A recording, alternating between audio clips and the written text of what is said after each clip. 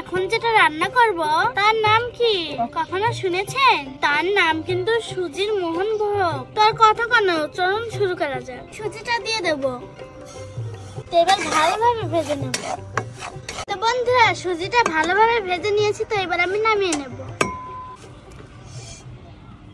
এটা দিয়ে দেব কিচমিচ, তো এবার দিয়ে দেবো কাজু বাদাম, তেজপাতা, দারচিনি ও এলাচ দিয়ে দেবো।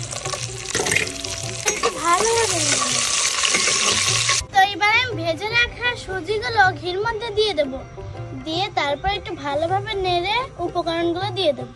তারপর একটু ভালো গরুর খাঁটি দুধ দিয়ে দেবো, এবার চিনি দিয়ে দেবো। তো এবার আমি ভেজে রাখা উপকরণগুলো দিয়ে দেবো। মোহনভোগ হয়ে গেছে, তো এবার আমি নামিয়ে নেব। বন্ধুরা